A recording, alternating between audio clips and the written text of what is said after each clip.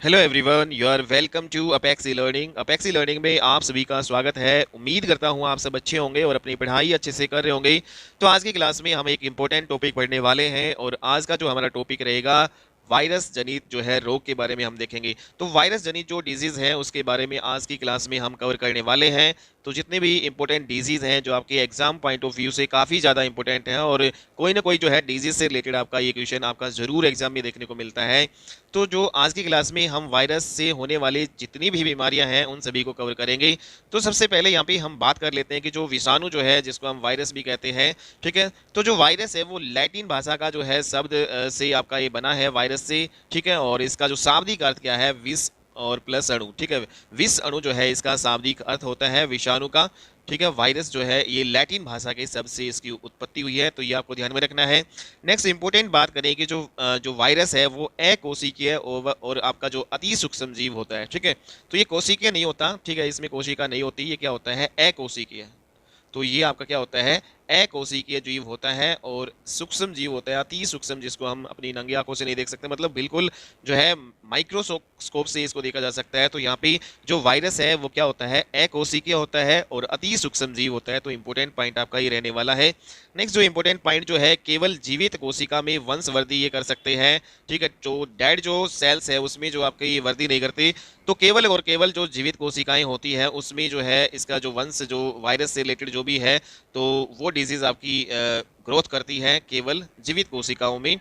Next यहाँ पे important point देखें कि जो आपका प्रोटीन आवरण से घिरे न्यूक्लिक एसिड के ये खंड होते हैं। तो वायरस क्या होते हैं, ये प्रोटीन जो है आवरण से घिरे हुए न्यूक्लिक एसिड, ठीक है। तो जो न्यूक्लिक एसिड होते हैं उसके खंड होते हैं। नेक्स्ट इंपॉर्टेंट जो पॉइंट है हमारा कि वायरोलॉजी, वायरोलॉजी किसे कहते हैं भाई, स्टडी ऑफ द वायरस, ठीक है। तो साइंस की वो ब्रांच जिसमें हम स्टडी ऑफ वायरस करते हैं, वायरस का जो अध्ययन है उसको करने की जो विज्ञान है उसको क्या कहते हैं हम, वायरोलॉजी, ठीक है। तो वायरोलॉजी क्या होता है, स्टडी ऑफ वायरस। तो इंपॉर्टेंट पॉइंट है। नेक्स्ट यहाँ पे इंपॉर्टेंट पॉइंट है, किसी भी जीवित कोशिका को संक्रमित कर सकते हैं। तो जो ये वायरस है कोई भी जो आपकी जीवित कोशिका है उसको ये जो है संक्रमित कर सकते हैं। और जैसे ही पशु हो गए, ठीक है, पशुओं को संक्रमित कर सकते हैं, पौधों को संक्रमित कर सकते हैं, कवक जो फंगस है उनको संक्रमित कर सकते हैं, जीवाणु जो है बैक्टीरिया है उसको भी संक्रमित कर सकते हैं, मनुष्य को भी। तो कहने का मतलब है कोई भी जो आपका लिविंग जो सेल है उसको ये संक्रमित कर सकते हैं, उनको ये इन्फेक्टियस कर सकते हैं, ठीक है। तो ये आपका इंपॉर्टेंट पॉइंट है। नेक्स्ट जो अगला जो पॉइंट है, जो जीवाणु भोजी जिसको हम बैक्टीरियोफेज कहते हैं। तो जीवाणु भोजी क्या होता है, बैक्टीरियोफेज क्या होता है, तो ये एक प्रकार का वायरस होता है जो जीवाणुओं को संक्रमित करता है। तो ऐसा वायरस जो जीवाणुओं को भी संक्रमित करता है उसको क्या कहते हैं, जीवाणु भोजी या फिर बैक्टीरियोफेज, ठीक है। तो ये इंपॉर्टेंट पॉइंट आपका यहाँ से हो जाएगा। नेक्स्ट यहाँ पे इंपॉर्टेंट पॉइंट बात करें कि जो वायरस जनित जो रोग आपकी, जैसे आपका जो सबसे इंपॉर्टेंट यहाँ पे ये रोग है वायरस से होने वाले चेचक है वो वायरस से होता है। एक आपका होता है गिनी वर्म रोग जिसको ड्रैकन कोलियासिस बोलते हैं, ठीक है। और दूसरा जो है, तीसरा आपका पोलियो, ये बाहर से जो है इनका उन्मूलन हो चुका है। तो ये सारे के सारे जो रोग है, चेचक है, गिनी वर्म रोग है और पोलियो, ये सारे के सारे वायरस से होने वाले डिजीज है। लेकिन प्रेजेंट में जो है भारत की आज़ादी के बाद इन जो डिजीज़ का जो है बाहर से उन्मूलन हो चुका है, ठीक है। बाहर से जो है खत्म हो चुकी है डिजीज़, ये बीमारियां, चेचक, गिनी वर्म और पोलियो, तीनों के तीनों वायरस से जो है होने वाली आपकी ये रोग है, ठीक है। अगला इंपॉर्टेंट पॉइंट बात करें कि जो आपका जो चेचक है वो भारत से मुक्त ये कब घोषित हुआ था, तो 1977 में, अप्रैल 1977 में जो आपका ये चेचक मुक्त हो चुका था अपना पूरा भारत, ठीक है। तो ये वायरस से होने वाला रोग है चेचक और ये हमारा देश से खत्म हो चुका था चेचक कब, 1977 में। नेक्स्ट यहाँ पे बात करें कि जो WHO है जिसको हम कहते हैं वर्ल्ड हेल्थ ऑर्गेनाइजेशन, तो WHO के द्वारा भारत में जो फरवरी 2000 में आपका ये आपका वायरस से होने वाला जो रोग गिनी वर्म रोग है ये भी आपका खत्म हो चुका है भारत से। तो चेचक खत्म हो चुका है 1977 में।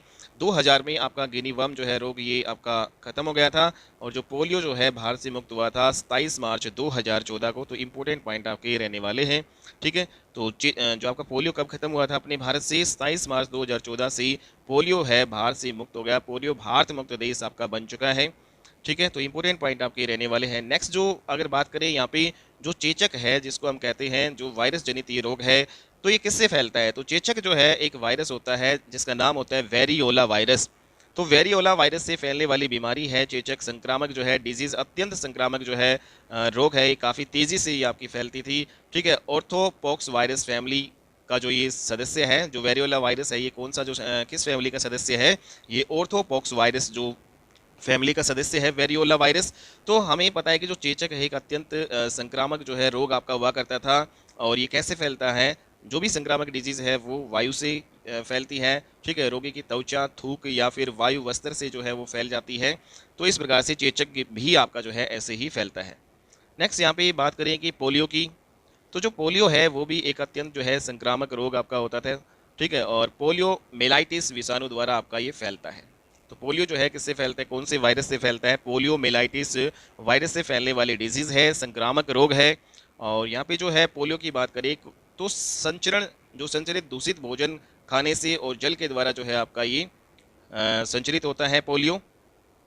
नेक्स्ट इससे इम्पोर्टेंट बात करें, इम्पोर्टेंट पॉइंट यहाँ पे, जो पोलियो वायरस है वो हमारी जो है बॉडी में कौन से अंग को प्रभावित करता है। तो पोलियो जो है वायरस से हमारी बॉडी में हमारा जो नर्वस सिस्टम है, हमारा जो तंत्रिका जो तंत्र है, ठीक है, तो तंत्रिका तंत्र को प्रभावित करता है, नर्वस सिस्टम को प्रभावित करता है पोलियो। तो कई बार क्वेश्चन आ जाता है कि भाई पोलियो है वो हमारे शरीर में किस अंग को प्रभावित करता है, किस सिस्टम को प्रभावित करता है, तो नर्वस सिस्टम को प्रभावित करता है। तो ये क्या करता है कि जो हमारे ब्रेन होता है, मस्तिष्क तथा मेरुरज्जु में पहुंचकर तंत्रिका ऊतक जो होते हैं, जो हमारे नर्वस सिस्टम के जो टिश्यूज होते हैं उनको ये नष्ट कर देता है और मस्तिष्क पेशियों को कार्य करने का जो निर्देश देता है। ठीक है, ब्रेन, जैसा कि ब्रेन का क्या काम है कि भाई जो ये जो पेशियाँ होती है उनको कार्य करने का निर्देश देता है, तो उसे तंत्रिकाएं उन तक पहुंचने में अक्षम होती है और पक्षाघात, जिसको हम पैरालिसिस बोलते हैं, पक्षाघात हो जाता है। ठीक है, तो इस प्रकार से जो पोलियो है वो क्या करता है, तंत्रिका तंत्र जो है हमारा नर्वस सिस्टम है उसको अफेक्ट करता है। ठीक है, मस्तिष्क में जो मेरुरज्जु है उसमें पहुंचकर तंत्रिका ऊतकों को नष्ट कर देता है, मस्तिष्क पेशियों को कार्य करने का जो निर्देश देता है उसे तंत्रिकाएं उन तक पहुंचने में अक्षम होती है और पक्षाघात, यहाँ पे पैरालिसिस जो है यहाँ पे हो जाता है पोलियो के द्वारा। ठीक है, तो ये आपको पता चल गया कि पोलियो किस अंग को अफेक्ट करता है हमारी बॉडी में। पोलियो का जो वैक्सीन जो थी, ठीक है, इसका जो टीका जो है, इसकी वैक्सीन या टीका की जो खोज है वो किसने की थी, जोनास साल्क ने की थी 1952 में। तो वेरी वेरी इंपॉर्टेंट पॉइंट है, जोनास साल्क ने 1952 में पोलियो टीकों की खोज की थी। लेकिन जो पोलियो की फिर बाद में ओरल वैक्सीन भी बन जाती है जो मुंह से दी जाती है। ठीक है, तो ओरल जो पोलियो वैक्सीन है ये बाद में अल्बर्ट साबिन है उसने जो है खोज की। ठीक है, और जो पोलियो है बच्चों में होने वाला एक संक्रामक, घातक संक्रामक रोग है, मेनली बच्चों में आपका होता था और इसमें बच्चे जो है क्या हो जाते थे, विकलांग हो जाते थे। ठीक है, बच्चे क्या हो जाते थे, यहाँ पे विकलांग हो जाते थे पोलियो से। तो नेक्स्ट यहाँ पे इंपॉर्टेंट बात करें इसी पोलियो से रिलेटेड, तो पोलियो जो डिजीज़ है हाल ही में भारत में ट्राईवैलेंट ओरल पोलियो वैक्सीन के स्थान पर बाईवैलेंट जो है आपकी वैक्सीन जो का प्रयोग किया जा रहा है। क्योंकि जो आपको पता है कि जो ट्राईवैलेंट वैक्सीन जो है इसमें क्या होता है कि 3 टाइप के पोलियो वायरस होते हैं ट्राईवैलेंट वैक्सीन में, टाइप 01, टाइप 02, टाइप 3। टाइप 1, 2, 3 जो है 3 टाइप के पोलियो वायरस आपके होते हैं ट्राईवैलेंट वैक्सीन में। ठीक है, जो कि हमें क्या करते हैं, जो कि हमें इन वायरस से लड़ने की क्षमता देते हैं। लेकिन 1999 के बाद में देखा गया कि विश्व में कहीं पर भी जो टाइप नंबर ये 2 वाला वायरस है वो कहीं पर नहीं देखने को मिला। तो टाइप 2 वैक्सीन देना फिर बाद में ही बंद कर दिया और अब जरूरी भी नहीं है। तो इस प्रकार से जो है मेनली 2 वेरिएंट इसमें है, टाइप जो है 1 और टाइप 3। तो भारत में ट्राईवैलेंट और ओरल जो पोलियो वैक्सीन के स्थान पर जो अब कौन सी वैक्सीन दी जा रही है, बाईवैलेंट वैक्सीन का प्रयोग किया जा रहा है। ठीक है, तो यहाँ पे अगला क्वेश्चन हम लेते हैं। अगला इंपॉर्टेंट पॉइंट है राइनो वायरस। तो जो राइनो वायरस है ये आपका भाई किससे फैलता है, राइनो वायरस क्या होता है, एक प्रकार का सामान्य जुकाम आपका होता है राइनो वायरस। ठीक है, तो सामान्य जो हमारा कोल्ड होता है उसी को ही हम क्या कहते हैं, राइनो वायरस। नेक्स्ट यहाँ पे इंपॉर्टेंट पॉइंट बात करिए कि जो जुकाम है, ठीक है, तो जुकाम क्या होता है, एक संक्रामक रोग है। ठीक है, जो जुकाम क्या है, संक्रामक रोग है और वायरस जो है जनित आपका रोग है। जुकाम भी क्या है, एक वायरल डिजीज़ है जो किससे फैलती है, एक दूसरे के संपर्क में आने से, छींक से जो है, वायु से यह फैलती है। और इस जुकाम में क्या होता है भाई, सर में दर्द होता है, हल्का सा जवर बुखार होता है, आँख और नाक से पानी जो है गिरता है। ये आप सभी को पता है कि जो जुकाम कोल्ड क्या है, ये एक प्रकार की संक्रामक जो आपका रोग है, वायरस से होने वाली जो है बीमारी है। राइनो वायरस इसमें जो इम्पोर्टेंट मुख्य रूप से जो है आपका ये रिस्पॉन्सिबल होता है वायरस, राइनो वायरस। नेक्स्ट यहाँ पे बात करें कि हेपेटाइटिस बी, ये भी एक प्रकार की वायरस से होने वाली डिजीज़ है, वेरी वेरी इंपॉर्टेंट है। तो इसमें हैपा डीएनए वायरस परिवार का ये सदस्य है, ठीक है। तो हैपा डीएनए वायरस परिवार का सदस्य है हेपाटाइटिस बी। और इसमें जो हेपेटाइटिस बी बीमारी है, इसमें कौन सा हमारा अंग प्रभावित होता है, तो इसमें लीवर है, उसमें सूजन आ जाती है और जलन होने लगती है हेपेटाइटिस बी जो है बीमारी में, ठीक है। तो इंपॉर्टेंट है, तो वायरस से होने वाली डिजीज़ है ये, विषाणु से होने वाली डिजीज़ है हेपेटाइटिस बी, ठीक है। तो वायरस को हिंदी में क्या कहते हैं, विषाणु। नेक्स्ट इंपॉर्टेंट जो डिजीज़ है वायरस से होने वाली, मम्स, जिसको कंठमाला या फिर गलसुआ भी कह देते हैं, तो ये भी वायरस से जनित जो आपकी डिजीज़ है। इसमें क्या होता है, मम्स, कंठमाला या फिर गलसुआ में, इसमें जो पैरोटिड जो ग्रंथि है वो काफ़ी ज़्यादा उसमें कष्टदायक रूप से बड़ी हो जाती है, ठीक है। जो ग्रंथि आपकी है वो बड़ी हो जाती है, पैरोटिड ग्रंथि, इसमें जो गलशुआ में, ठीक है। और वायरस से जनित आपका ये रोग है, ये इंपॉर्टेंट पॉइंट आपको ध्यान में रखना है। नेक्स्ट बात करेंगे अगली जो वायरल जो डिजीज़ है जो वायरस से होने वाली है, रैबीज़ और हर्पीस रोग। तो जो रैबीज़ है या फिर हर्पीस जो रोग है, ये भी वायरस से होने वाली डिजीज़ है, आपकी विषाणु से होने वाली डिजीज़ है, ठीक है भाई, वायरस को विषाणु बोलते हैं। तो विषाणु से होने वाली जो अगली डिजीज़ हम पढ़ेंगे रैबीज़ के बारे में। तो रैबीज़ कैसे फैलता है भाई, सभी को पता है, रैबीज़ कुत्ते के काटने से फैलता है। बिल्ली जो है, कुत्ते, बिल्ली, चमगादड़, लोमड़ी या फिर रैकून, इन सभी के काटने से जो है आपकी वायरल डिजीज़ रैबीज़ हो जाती है। तो इंपॉर्टेंट है। तो रैबीज़ में जो है, जिसको रैबीज़ हो गया तो फिर क्या होता है, उसमें हाइड्रोफोबिया हो जाता है उस व्यक्ति को। तो जिस व्यक्ति को रैबीज़ हो जाता है उसमें वो पानी से बहुत ज़्यादा डरने लगता है, ठीक है। हाइड्रोफोबिया उसको हो जाता है, पागल जैसी वो हरकत करने लगता है, ठीक है। और जैसे कुत्ता होता है लार टपकाता है, तो वैसे ही मतलब जब हाई लेवल पे रैबीज़ हो जाता है तो फिर कुछ ही मतलब दिनों में उसकी जो है मृत्यु हो जाती है। तो ये रैबीज़ भयानक जो बीमारी है कुत्ते के काटने से फैलती है। और इसमें जो कौन सा अंग प्रभावित होता है मुख्य रूप से जो रैबीज़ में, तो रैबीज़ में जो प्रभावित अंग होता है हमारा नर्वस सिस्टम जो है, सेंट्रल नर्वस सिस्टम जो है हमारा प्रभावित होता है, ठीक है। हमारा केंद्रीय नाड़ी जो तंत्र प्रभावित होता है, इसमें व्यक्ति जो है पागल सा हो जाता है और उसको पानी से डर लगने लगता है, हाइड्रोफोबिया जिसको हम कहते हैं। पानी से डरना का मतलब होता है हाइड्रोफोबिया, ठीक है।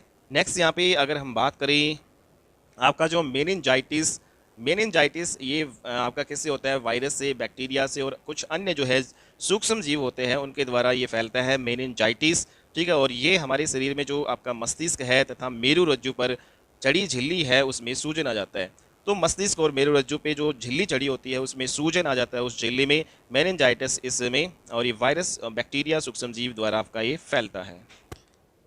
अगली इंपॉर्टेंट डिजीज़ की बात करें, डेंगू, सब जानते हैं आप जो है, ये आपका एडीज़ इजिप्टी मच्छर से फैलता है। हालांकि डेंगू एक वायरल डिजीज़ में, वायरल जो है इन्फेक्शन इसमें हो जाता है डेंगू में। और इसमें मुख्य रूप से जो मच्छर जो है कौन सा होता है, एडीज़ इजिप्टी जिसको बोलते हैं, या फिर इसको यूँ कह सकते हैं एडीज़ एल्बोपिक्टस होता है। क्यूलेक्स फैटिगेंस नामक आपका एक मच्छर होता है, ठीक है। तो कौन सा मच्छर होता है, एडिस इजिप्टी भी होता है, ठीक है। एडिस एल्बो पिक्टस और क्यूलेक्स फैटिगेंस नामक मच्छर के काटने से डेंगू नामक वायरल डिजीज़ आपकी हो जाती है। इस डेंगू में होता क्या है, इस डेंगू जब भी जिस व्यक्ति को होता है तो उसकी हड्डी और जोड़ है उसमें भयंकर पीड़ा होती है, बहुत ज़्यादा दर्द होता है, हड्डियों में, जोड़ों में दर्द होता है और तेज़ बुखार उस व्यक्ति को चढ़ जाता है।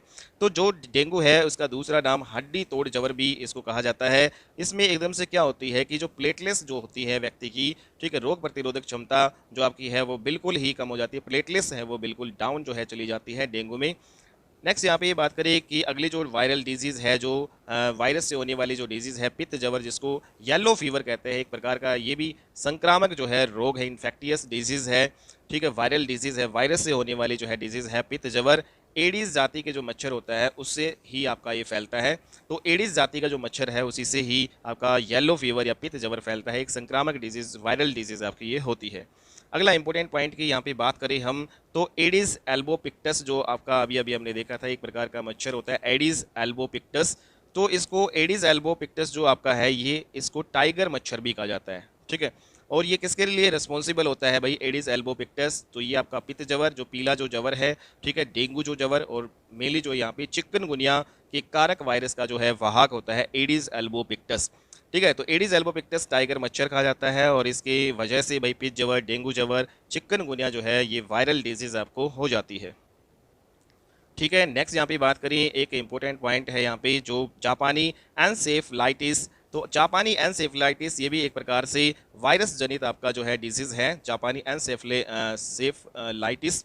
ठीक है। और मेनली जो है ये आपकी जापान में जो है मुख्य रूप से देखने को मिली थी। ठीक है, इसकी खोज हुई थी। और यहाँ पे जो मुख्य रूप से जो ये सूअर जो है, सूअर के द्वारा वायरल डिजीज़ है ये आपकी जापानी एनसेफ्लाइटिस, सूअर के द्वारा जो है ये फैलता है। और इसमें जो आपका क्यूलेक्स टिटिनियोरिंकस, ठीक है, नाम का जो ये वायरस होता है, तो जापानी एनसेफ्लाइटिस जो ये आपका सूअर द्वारा होता है, वायरल डिजीज़ है। कौन से वायरस से? मेनली मुख्य रूप से जो आपका क्यूलेक्स टिटिनियोरिंकस जो वायरस से ये फैलती है, जापानी एनसेफ्लाइटिस।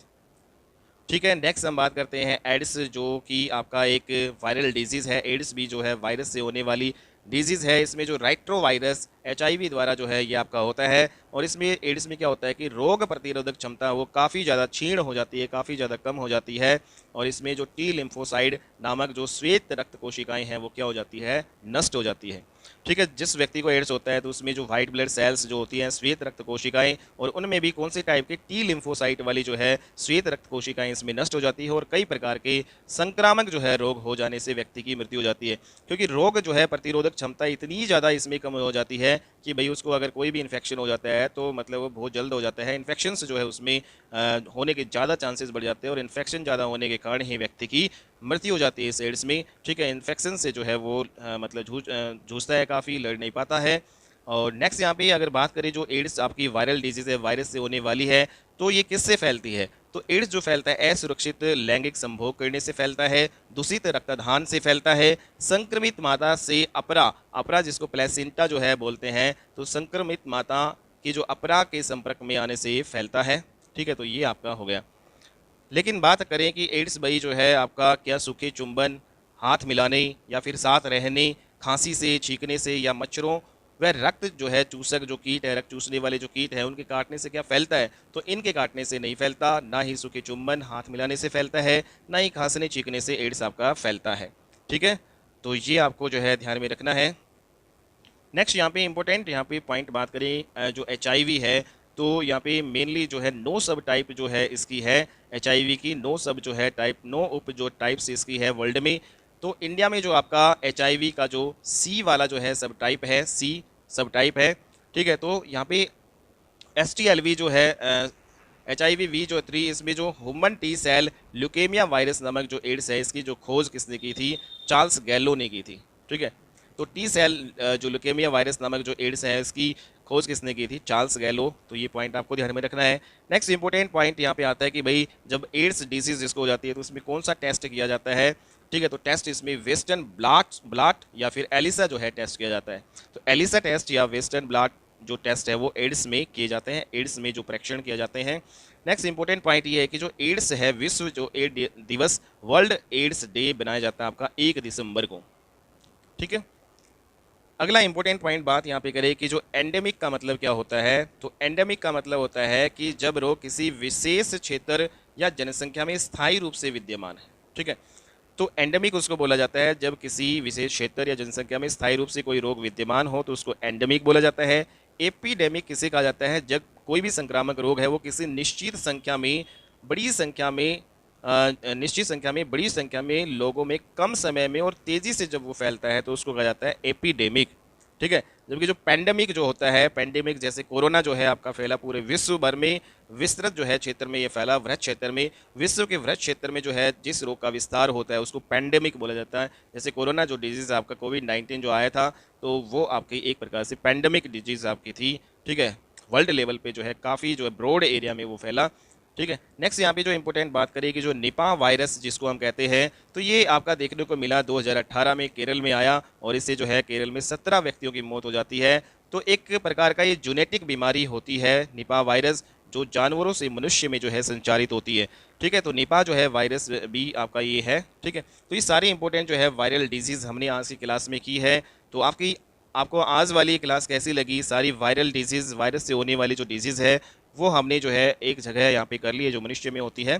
ठीक है, अगली जो वायरस से होने वाली जो डिजीज़ हैं जो पशुओं में या फिर पेड़ पौधों में, वो सभी जो है अगली क्लास में हम करेंगे। तो आज की वाली क्लास आप सभी को कैसी लगी? अगर आपको ये वीडियो अच्छी लगी तो प्लीज़ इस वीडियो को लाइक कीजिएगा, ज़्यादा से ज़्यादा शेयर कीजिएगा, और चैनल को सब्सक्राइब करना मत भूलिएगा, ताकि ऐसी ही जो है वीडियो आपको टाइम टू टाइम मिलती रहे, और टाइम टू टाइम आपको अपडेट्स, हर अपडेट जो है इस चैनल पर आपके मिलते रहे।